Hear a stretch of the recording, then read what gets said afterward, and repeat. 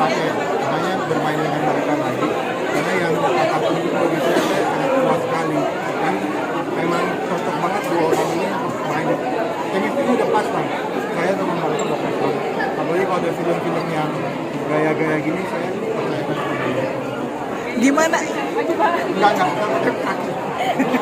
Kita main bola aja. Gimana rasanya dipercayakan sesuai kayak mendapat kepercayaan yang besar dari sutradara? Ya, namanya orang dipercaya pasti akan membuktikan bahwa kepercayaan itu bisa kita membantu. Ya, walaupun sebetulnya hal seperti ini kan bukan ilmu pasti ya, ilmu sosial. Dan tentunya kita berusaha sedekat mungkin dengan apa harapan sutradara. Ketika waktu yang pada tunggu juga menjadi senang banget, tentunya itu menjadi contoh buat kita untuk bisa membuat lebih dan lebih baik. Ya, intinya sih itu, kita kepingin bahwa namanya seniman kita selalu berkarya ya, karena mengikuti apapun yang dibebankan kepada kita. Karena sebetulnya sebagai seniman itulah napas kita. Oke.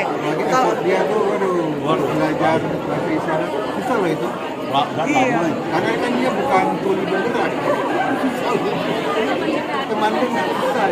Ya, bisa ceritain nggak sih Mbak Kara gimana sih proses ininya? Kan tadi dibilang susah belajar, kayaknya apa tadi beda-beda gitu ya? Tapi memang saya suka tantangan ya. Jadi pas dikasih tantangan sama Pak Herudi ini, Ya ada orang bilang nantangin gitu. iya saya suka.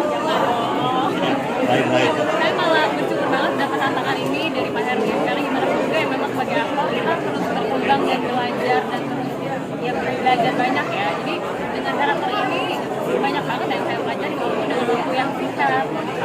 Saya mengenal karakter ini juga, saya juga mengenal jadi lebih paham tentang mereka. Gitu. Jadi banyak banget yang saya dapetin sebagai aktor di sini. Saat mempelajari bahasa isyarat ya, bahasa isyarat berarti ya, apa sih yang paling sulit buat kita yang misalnya kan kita normal gitu ya, Pak, untuk bisa mengerti dunia mereka tuh apa sih yang paling sulit? Kalau kayaknya cara mereka berkomunikasi kan memang secara grammar itu kan kebalik, nggak SPOK gitu. Kayak tadi yang saya bilang kalau kita bilang saya suka kamu, mungkin ini dibalik jadi kayak saya kamu suka.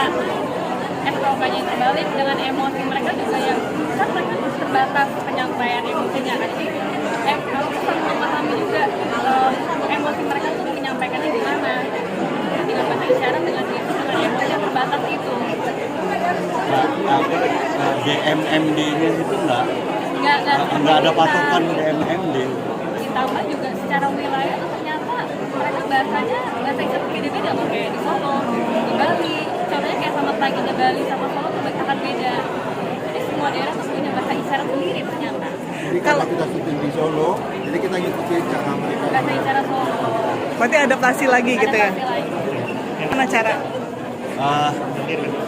Kalau saya karena peran saya kan sebagai orang tua dan dia ikut saya dari logika peran dari kecil.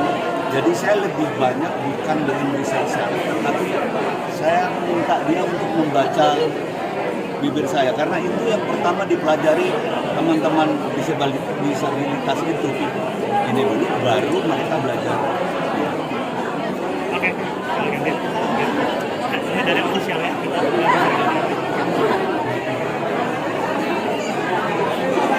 Ayo dapat lagi. Cewek ya. Oke. 1, 2, 3.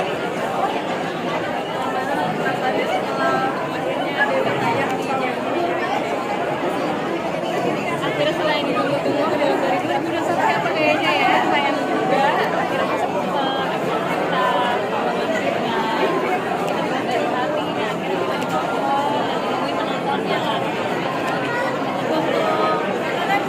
Ada belajar bahasa isyaratnya, Komiko juga adegan sebagai namanya orang yang lumayan susah, boleh kan dijelasin? Mungkin dari saya dulu ya, karena saya yakin pasti lebih sulit. Jadi gini, kalau saya logikanya kan saya orang tuanya, logikanya saya eyangnya dan dia hidup dengan saya dari kecil. dari bayi. Itu logikanya Dewi mengerti apa yang saya lakukan. Dan saya juga mengerti apa yang Dewi.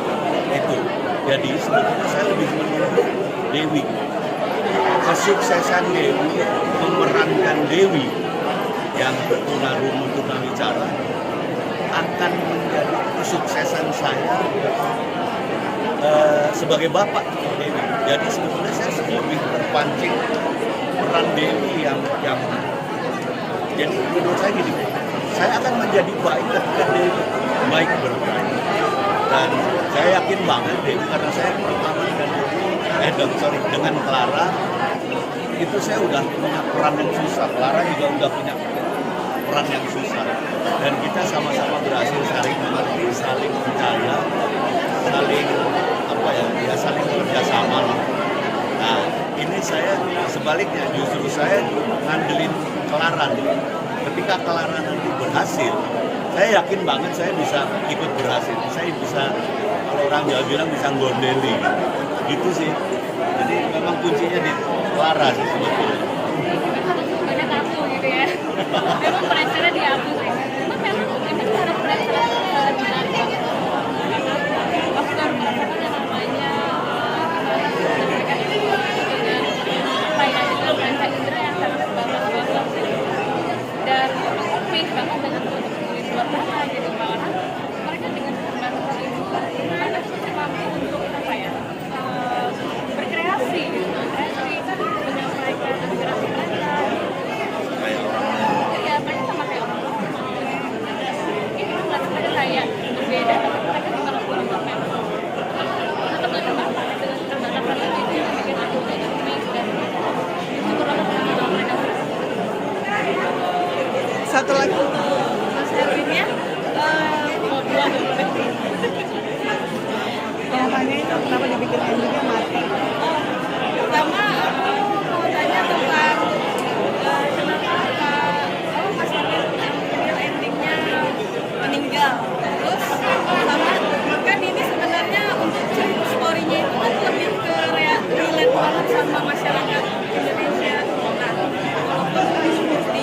ditambah dengan apa namanya tokohnya yang senang-senang, boleh gak dijelasin? Ya seperti tadi saya bilang di dalam juga, saya pengen endingnya sebetulnya kalau ending biasa sebetulnya kayak gini, film itu biasanya orang tuh ingat endingnya gitu, biasanya ya.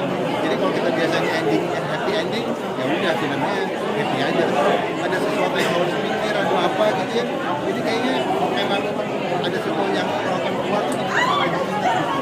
Dan mungkin dia bisa flashback, bisa oh filmnya itu tentang, jadi malah diulang gitu sih yang saya maksudkan.